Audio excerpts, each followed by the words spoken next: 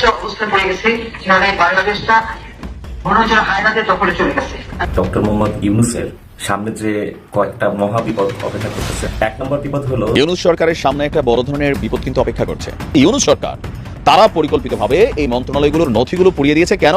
সেনাবাহিনী এখন সিদ্ধান্ত নিবে যে কোনো মুহূর্তে। দেশের বর্তমান পরিস্থিতি নজরদারিতে রেখেছে বাংলাদেশ সেনাবাহিনী। হাসনাত আব্দুল্লাহ তিনি বর্তমান আইসিইউতে ভর্তি আছে। হাসনাত আব্দুল্লাহকে চরম পরিমাণ ধুলাই করে এবং একটা পর্যায়ে তিনি আগুনের উপরে পড়ে যায়। যারা সমালোচনা করছেন তারা বলছেন যে তিনি গত 6 দিনে 28 বার হেলিকপ্টারে চলেছেন। আসিফ মাহমুদ এই কথাগুলো অস্বীকার করতে পারেননি। যখন নানানভাবে সমালোচনা হচ্ছে, মাত্র 20-22 কিলোমিটার পথও তিনি যাতায়াত করছেন হেলিকপ্টারে করে। আসসালামু আলাইকুম দর্শক, গুরুত্বপূর্ণ ভিডিওতে আপনাকে স্বাগতম। দর্শক, আজকের এই ভিডিওতে বেশ কয়েকটি গুরুত্বপূর্ণ ভিডিও ফুটেজ নিয়ে হাজির হয়েছি। এমনকি দর্শক, আজকের ভিডিওর শুরুটা দেখেই বুঝতে পেরেছেন আজকের নিউজটা কতটা গুরুত্বপূর্ণ হতে চলেছে। এমনকি দর্শক, আজকের নিউজে কি ধরনের ভিডিওগুলো আপনারা দেখতে চলেছেন। তো দর্শক, যারা এই ভিডিওটি প্লে করেছেন তাদের উদ্দেশ্যেই বলবো, না টেনে সম্পূর্ণ ভিডিওটি মনোযোগ সহকারে দেখবেন, তাহলে এই বিস্তারিত বিষয়গুলো আপনারা বুঝতে পারবেন।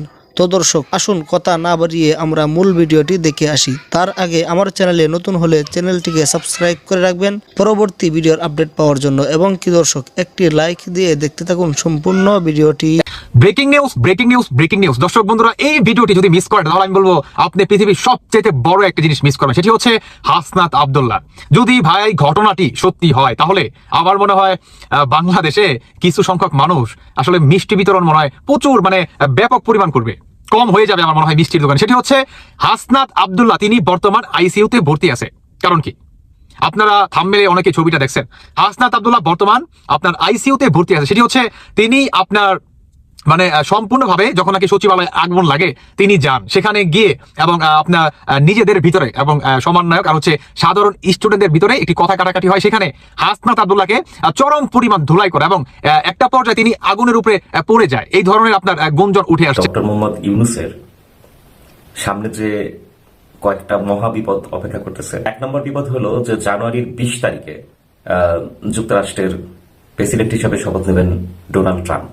তো ডোনাল্ড ট্রাম্পের সাথে ডক্টর মোহাম্মদ ইউনূসের সম্পর্ক খুবই খারাপ। কারণ ডক্টর মোহাম্মদ ইউনূস আসলে হিলারি প্রশাসনের বা হিলারি, বিল ক্লিন্টন এদের ঘরানার লোকজন। এদেরকে উনি প্রচুর টাকা চাঁদা দেন এবং খুবই স্বাভাবিক ওই পরিস্থিতির জন্যই ডোনাল্ড ট্রাম্পের সাথে তার সম্পর্ক খুব খারাপ। উনি লবিস্ট নিয়োগ করছেন জানি উনার প্রতি যে ডোনাল্ড ট্রাম্পের ভুল ধারণা সেটা ভাঙে। কিন্তু উন্নত দেশগুলার বিষয়টাই এমন যে আপনাকে ওরা সারা জীবন বিশ্বাস করবে আপনি যতক্ষণ পর্যন্ত অসততা না করবেন।